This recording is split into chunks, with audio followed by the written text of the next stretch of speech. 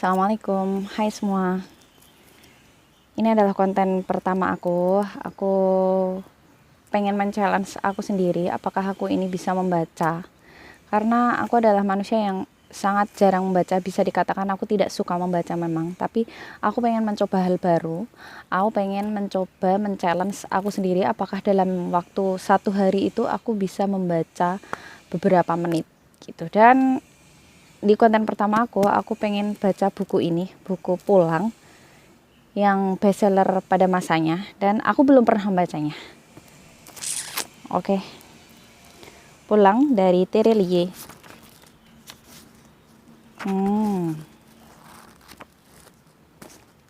Si babi hutan. Aku tidak takut jika setiap manusia memiliki 5 emosi, yaitu bahagia, sedih, takut, jijik, dan kemarahan. Aku hanya memiliki 4 emosi. Aku tidak punya rasa takut. Kalian kira itu omong kosong, gurauan? Tidak. Lihatlah wajahku, lihat bola mataku. Kalian tidak akan menemukan walau semili rasa takut itu. Malam itu di tengah hutan lebat, di dalam rimba Sumatera yang berselimut lumut nan gelap, sesosok monster mengerikan telah mengambil rasa takutku. Tatapan matanya yang merah, dengus nafasnya yang memburu, dan taringnya yang gemilau saat ditimpa cahaya petir telah membelah dadaku, mengeluarkan rasa gentar. Sejak saat itu, 20 tahun berlalu, aku tidak mengenal lagi definisi rasa takut. Akan kuceritakan semuanya agar kalian mengerti, inilah hidupku. Aku tidak peduli apapun penilaian kalian, toh aku hidup bukan untuk membahagiakan orang lain, apalagi menghabiskan waktu mendengar komentar mereka. Kisah ini dimulai 20 tahun silam saat usiaku 15 tahun. Sejak pagi, kampung tanah kelahiranku ramai. 2 bulan lagi ladang padi, tada hujan akan panen. Pucuk padi menghijau terlihat di lereng-lereng bukit. Hutan lebat mengadang di atasnya, berselimutkan kabut. Dedaunan masih basah, embun menghiasi tepi-tepinya. Udara terasa dingin, uap keluar setiap saat menghembuskan nafas. 3 mobil dengan roda berkemul lumpur merapat di depan rumah bapak.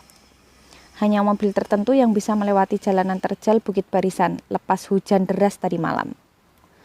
12 orang lompat dari mobil-mobil itu. Mereka memakai sepatu boot, celana tebal, jaket, topi, terlihat gagah. Tapi yang paling menyita perhatianku, mereka membawa senapan. Itu bukan kecepek, senapan api rakitan kampung yang pernah kulihat, melainkan senjata api milik pasukan militer. Otakku langsung berpikir, jangan-jangan di ransel mereka juga ada bertampuk granat. Tapi itu berlebihan. Aku mengusap wajah yang terkena jaring laba-laba. Demi melihat mobil-mobil itu, bapakku beringsut turun dari anak tangga. Ia berpegangan, menyeret kakinya yang lumpuh satu seraya tertawa lebar mendekati rombongan. Aku jarang melihat bapakku yang sakit-sakitan tertawa selepas itu. Biasanya dia lebih banyak mengomel dan marah-marah. Salah satu dari rombongan itu mendekat, sepertinya pemimpin mereka juga ikut tertawa lebar. Mereka berpelukan dan menepuk bahu seperti sahabat lama. Samad, lama sekali kita tidak bertemu, orang itu dengan mata sipit berseru. Usianya kutilik sebaya dengan bapak, berkisar 50. Tubuhnya pendek, gempal, hanya sepundak bapak. Bapak terkekeh, balas menepuk punggung. Bagaimana perjalanan kalian, Tauke muda? Buruk Samad, tadi malam kami hampir tersesat. Satu mobilku juga hampir terguling di telan lembah gelap. Satu lagi pecah bannya. Masih tertinggal di belakang. Semoga tiba di sini sebelum petang atau rencana kami jadi tertunda. Mobil itu membawa 3 ekor anjing pemburu. Astaga, bagaimana ceritanya kok bisa ditinggal di sini, Samad? Jauh dari manapun, seperti di ujung bumi, susah sekali kami menemukannya. Dan menjadi petani, sejak kapan orang yang hanya mengenal berkelahi bisa menanam padi, hah? Kau pukul padinya. Panjang ceritanya Tauke muda, bapak tertawa lagi, menggenggam lebih kokoh tongkatnya. Kalian naiklah ke atas, istriku sudah menyiapkan kopi dan juadah. Kita bisa bicara sambil sarapan. Tentu lapar perut setelah diombang-ambing jalanan berliku. Orang bermata sipit itu mengangguk, berseru memerintah rombongannya. Aku berdiri di dekat anak tangga, mendengar percakapan. Beberapa warga kampung lain juga ikut menonton keramaian. Mereka berdiri di halaman rumah bapakku, tertarik menatap mobil jeep dengan roda besar-besar. Jarang sekali mobil masuk kampung kami. Aku tahu siapa rombongan ini. Aku sudah diberitahu bapak sejak sebulan lalu. Akan ada pemburu dari kota yang datang. Mereka akan berburu babi hutan.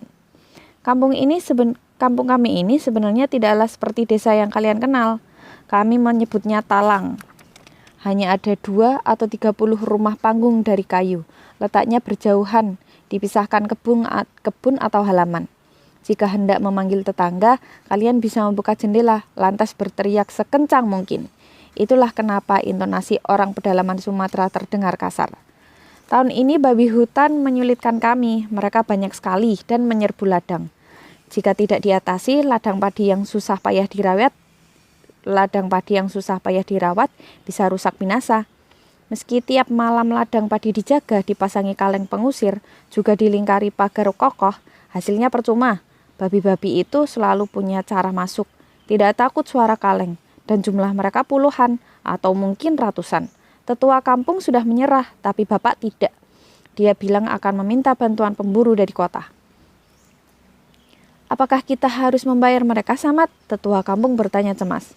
Bapak menggeleng dalam pertemuan sebulan lalu. Tidak sepeser pun, Bang. Mereka memang suka berburu babi, itu hobi orang kota. Mungkin beberapa babi akan dibawa oleh mereka untuk dimakan, hanya itu bayarannya. Aku yang juga ikut di pertemuan langsung bisa menyimpulkan, itulah pasti orang-orang yang boleh makan babi. Karena mamaku di rumah bilang berkali-kali, babi haram dimakan. Bujang, bapakku berseru dari atas. Sudah naik teras rumah panggung. Gimana sih?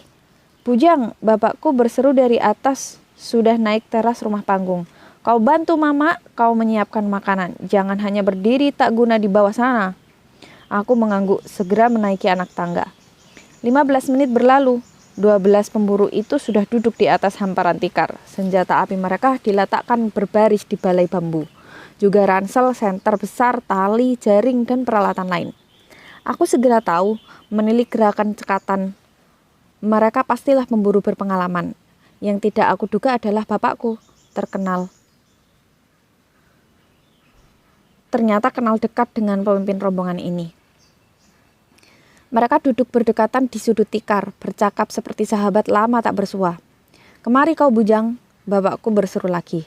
Aku yang sedang mengangkat ceret berisi kopi panas menoleh. Ayo, bapakku melotot tidak sabaran. Aku bergegas melangkah ke sudut tikar. Ini anakku Tauke muda. Bapak menunjukku, usianya 15, namanya Bujang. Ah, jadi ini anak lelakimu Samad.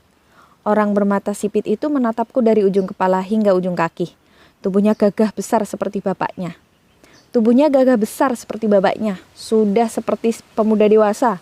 Matanya hitam tajam, aku suka dia. Kelas berapa kau sekarang? Bapakku menggeleng tertawa, tidak sekolah seperti bapaknya. Orang bermata sipit masih menatapku, kemari Bujang, lebih dekat. Aku melangkah lagi, duduk dengan lutut di tikar. Apakah kau pandai berburu babi hutan seperti bapakmu? Jangan harap, bapak terkekeh memotong jawaban. Dia bahkan tidak pernah masuk hutan sendirian. Mamanya sangat pencemas. Semua serba dilarang. Takut sekali anaknya terluka. Mentang-mentang anak satu-satunya. Orang bermata sipit mengangguk takjim. Kau mau ikut berburu nanti petang? Aku mengangguk dengan cepat. Bahkan sebelum melihat ekspresi wajah bapak yang duduk di sebelah. Bagus sekali. Mari kita lihat seberapa hebat kau di dalam sana. Bapak kau ini dulu adalah pemburu yang hebat. Berikan senapan padanya.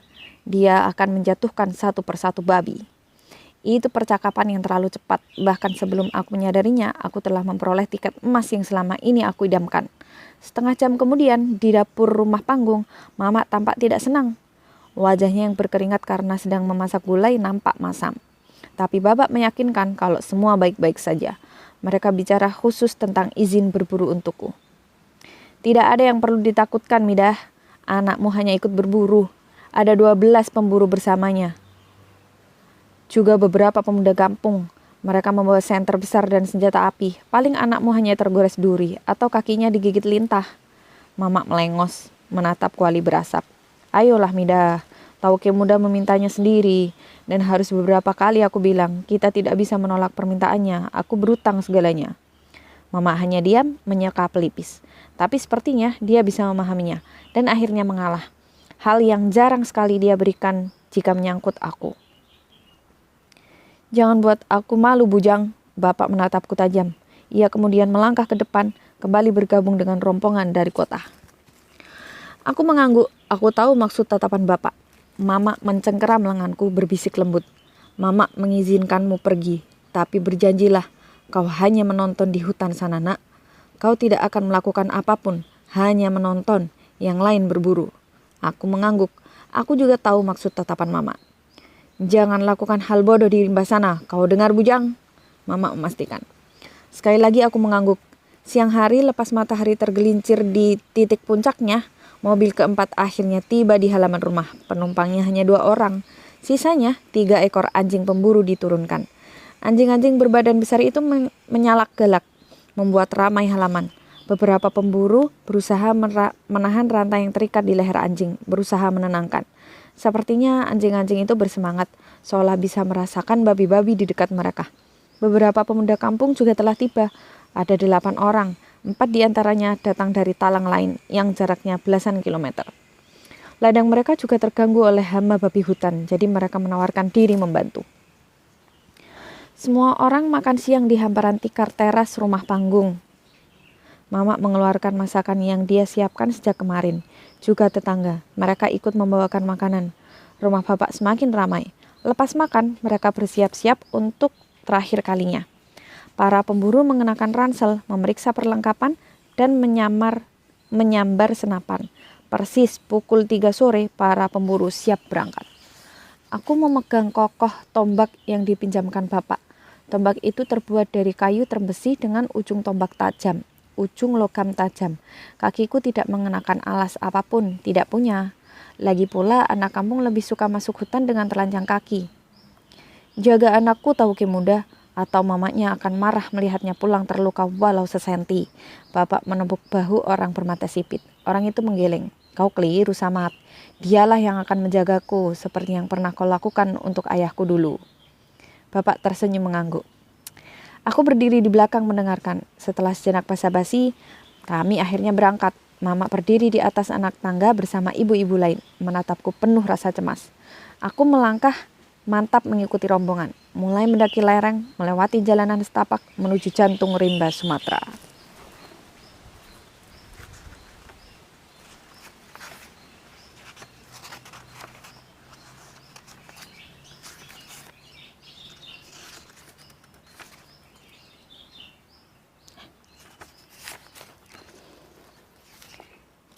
Anjing pemburu kembali menyalak bersahutan setelah kami berjalan setengah jam masuk hutan. Penciuman mereka yang tajam langsung tahu di mana babi-babi itu berada. Rombongan dipecah 3 sesuai jumlah anjing. Aku ikut orang bermata sipit, teman lama bapak, bersama 2 pemburu bersenjata api dan 3 pemuda kampung.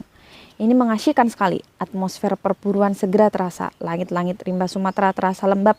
Kami berlarian mengikuti gerakan anjing, menyibak semak, melompati sungai kecil, batang kayu melintang, meniti tubir lembah, mendaki dan meluncur. Kemanapun anjing itu berlari, kami ikut berlari di belakangnya. Bapakku bergurau saat bilang aku tidak pernah sendirian masuk ke hutan, karena sebenarnya aku sangat mengenal hutan ini. Jika mamaku tidak tahu, aku sering sembunyi-sembunyi pergi berkelana di dalam rimba, kadang sendirian, kadang bersama anak-anak talang lainnya. Tubuhku melesat lincah, tidak kalah dengan pemburu lain. 15 menit sejak rombongan berpisah menjadi 3, anjing kami mulai menyalak berbeda. Tanda dia telah menemukan mangsa. Benar saja, 1 menit kemudian, 2 ekor babi terlihat di atas lereng. Masih 40 meter lagi dari kami. Babi-babi itu menguik, menyadari bahaya mengancam. Mereka segera lari lintang pukang. 2 orang bergerak ke kanan, sisanya ikut denganku ke kiri. Orang bermata sipit menyuruh 2 pemburu dan 3 pemuda talang terpencar. Kepung babi-babi itu, jangan biarkan lolos. Kami segera mengejar, mendaki lereng bukit. 5 menit dengan napas tersengal, kami berhasil membuat babi itu tersudut. Suara senapan meletus menyusul. 2 babi itu akhirnya terkapar di tanah. Darah merah membuat basah dedaunan kering. Kami beranjak mendekat menatap 2 ekor babi itu. Tidak besar, paling seberat 80 kilogram. Selamat Bujang, ini babi buruan pertama kita. Tauke muda menepuk pundakku. Aku mengangguk. Kita bergerak lagi. Tauke muda berseru ke pemburu dan pemuda talang. Kami hanya sebentar memeriksa, lantas meninggalkan. Begitu saja 2 babi itu.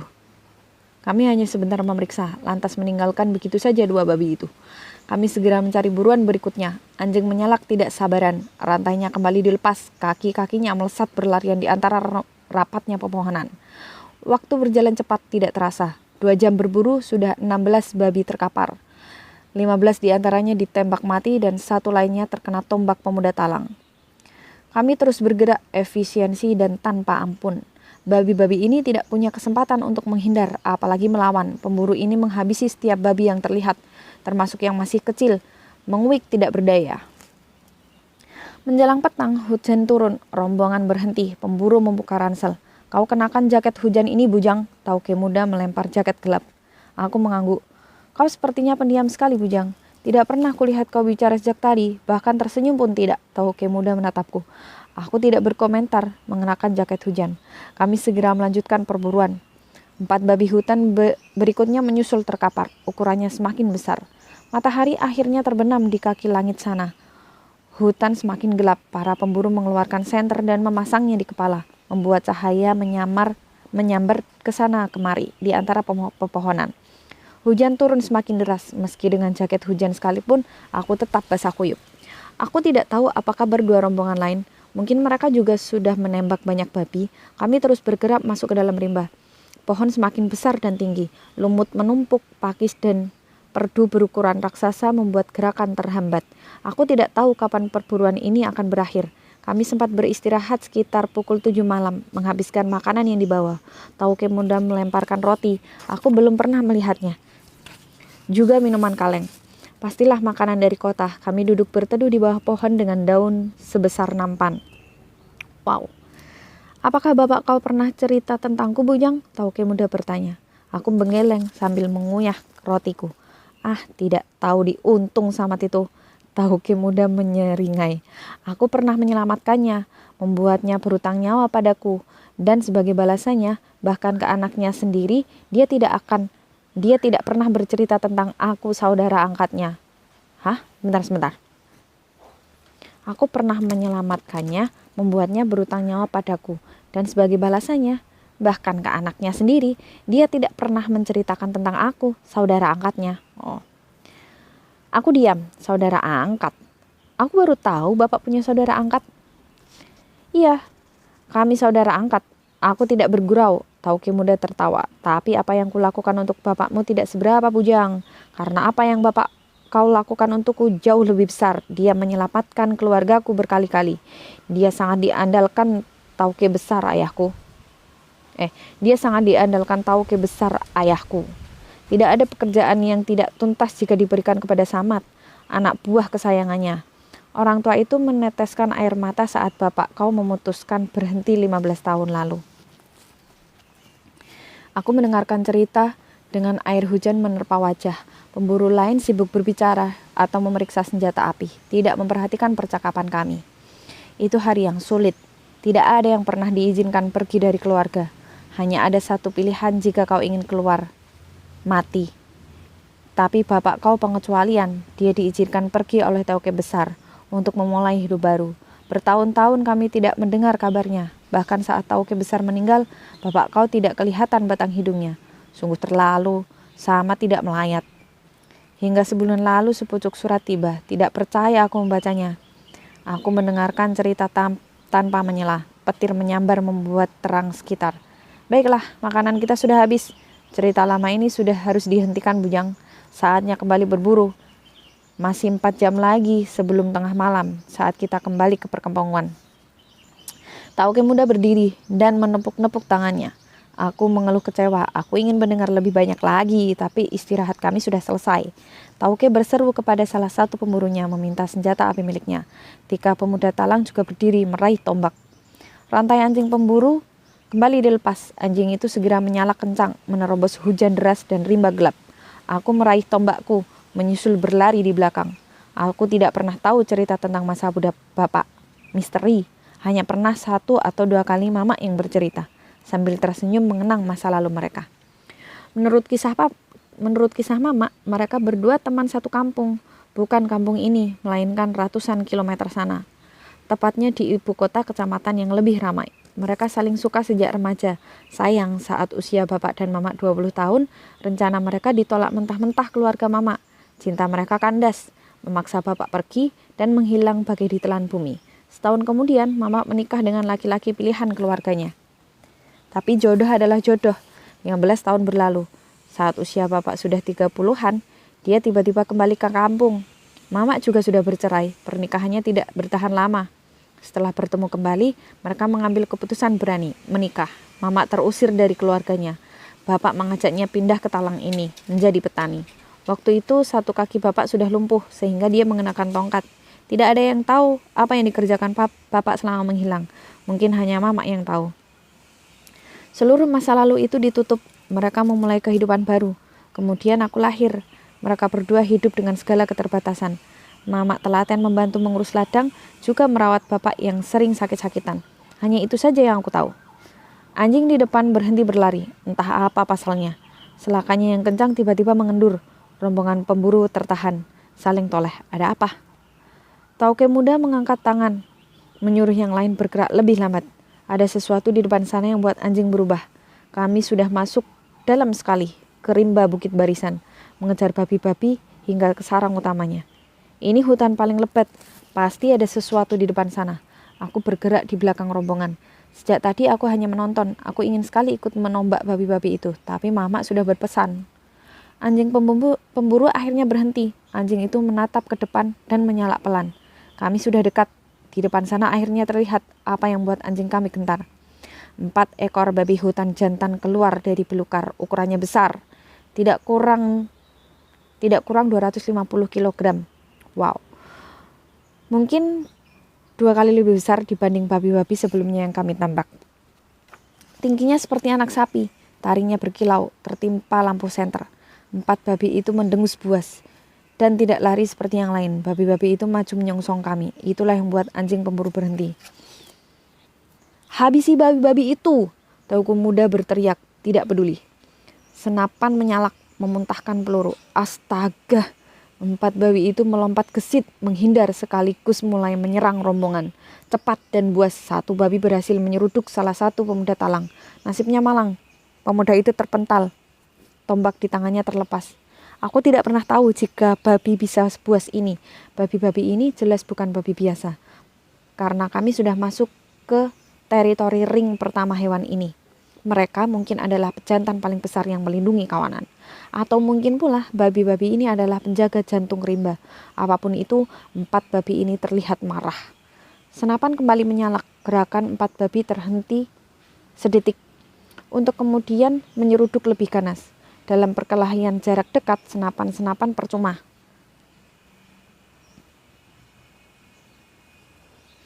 Dua tembakan pemburu meleset. Hanya tembakan tauke muda yang kena. Tepat di kepala, membuat 1 ekor babi terbanting. 2 pemuda Talang menghunuskan tombak menyambut sisanya. Aku sejak tadi sudah menggenggam erat tombakku, tidak tahan ingin lompat ke depan. Meski tubuhnya telah tertusuk tombak, 3 babi jantan mampu menyeruduk kencang. Mereka mematahkan tombak yang menancap dan membuat 2 pemuda Talang terbanting jatuh. Tombak tidak menahan lajunya. Seekor babi bahkan mendengus buas, masih dengan potongan tombak di tubuhnya. Babi itu lompat menerkam dan mencabik lengan salah satu pemburu. Taringnya yang tajam bersimbah darah. Terdengar suara ngeri dari pemburu itu. Tubuhnya ditindih. Babi itu lebih besar dibanding pemburu. Suara letusan kembali terdengar. Tembakan tauke muda menghentikan gerakan babi itu sebelum moncongnya berhasil memutus lengan pemburu. Melihat 2 babi lain tumbang, 2 babi yang tersisa menguik ganas. Mereka menyeruduk apa saja yang ada di depan, membuat dahan pohon patah dan belukar rebah jimpah. Pemburu terakhir terjatuh tersangkut patahan kayu, senapannya terlepas. Seekor babi terluka langsung mengejarnya. Kali ini aku sudah tidak tahan. Aku memutuskan lompat ke depan. Tubuhku berlutut di dasar hutan. Sebelum babi itu menerkam wajah pemburu, dengan gerakan tangan mantap dan cepat, tongkatku berhasil menusuk moncongnya, tembus hingga ke belakang. Babi itu tewas seketika. Tubuhnya terbanting. Aku melepaskan tombak agar tidak ikut terpelanting. Sementara di sebelahku, babi yang lain lompat ke arah Tauke muda. Tauke belum sempat mengisi pelurunya. Aku menahan napas. Tauke dalam posisi bahaya, tidak ada yang bisa menolongnya. Tapi sebelum babi itu berhasil menyeruduk Tauke, anjing kami lebih dulu menerkamnya. Babi besar mengerung marah. Dia menyeruduk anjing itu hingga terpental 2 meter. Seperti melempar boneka. Dalam sekejap, babi itu kembali lompat ke arah Tauke muda. Tapi kali ini, Tauke muda sudah siap. Serangan anjing memberinya waktu yang sangat berharga. Kini setelah senapannya telah terisi, dia menarik pelatuk. Terdengar letusan kencang saat peluru mengenai pelipis babi itu. Tubuh babi yang tak bernyawa kemudian tersungkur sejauh 1 meter dari Tauke muda. Gerakan lompatannya terhenti. Jatuh berdebam di dasar hutan. Babi terakhir berhasil dikalahkan. Hujan deras membuat darah mengalir kemana-mana. Lampu senter yang dikenakan pemburu padam sejak tadi. Hanya sesekali cahaya petir menunjukkan bekas pertempuran. Semak belukar bercerabut, batang dan dahan kayu patah. Aku tersengal, mencabut tombakku dari kepala babi. Tauke muda beranjak berdiri, tampak tak terluka. Ia segera mengisi senapannya, berjaga-jaga jika babi-babi ini bangkit kembali. Babi sialan, Tauke muda mendengus. Menendang salah satu di antaranya. Kemudian ia menoleh padaku. Kau baik-baik saja, Bujang? Aku mengangguk. Nafasku sudah kembali normal. Tauke muda segera memeriksa 2 anak buahnya. Dengan lengan dan betis terluka parah, 2 pemburu itu bisa beranjak duduk. Yang mengenaskan, salah satu dari pemuda talang kini telah pingsan atau meninggal. 2 pemuda talang lain berusaha mengurusnya dengan kondisi badan yang juga tidak lebih baik. Aku belum pernah melihat babi sebesar ini. Tauke muda menginjak badan babi yang tergeletak mati. Mereka pastilah pejantan paling besar. Aku menyeka dahi. Peluhku bercampur air hujan. Apa yang harus kami lakukan sekarang? Kami tidak bisa melanjutkan perburuan. Rombongan kami justru butuh pertolongan segera. Tauke muda meraih ransel yang terserak. Dia mengeluarkan pistol suar dan menembakkannya ke langit-langit hutan. Selarik cahaya melesat tinggi, melewati dahan-dahan pohon, kemudian meledak di atas sana, membuat terang seperti letusan kembang api. Siapapun yang mendongak ke atas lereng pastilah melihat kilau cahaya. Yang lain akan menemukan kita, jangan cemas Bujang. Tauke kembali mengisi pistol suar. Aku mengangguk, aku belum pernah melihat alat itu. Tapi aku tahu itu sepertinya penanda untuk memberitahu rombongan lain jika kami butuh bantuan segera. Hanya saja masalah serius kami bukanlah 4 babi jantan ini atau bantuan medis untuk 2 pemburu dan pemuda talang. Entah apa sebabnya. Setelah 1 menit berlalu, saat Tauke muda bersiap menembakkan suar untuk kedua kalinya, tiba-tiba derik serangga datang. Tiba-tiba derik serangga terhenti. Hutan mendadak hening. Hewan-hewan seolah menyingkir. Dan hanya menyisakan suara hujan lebat.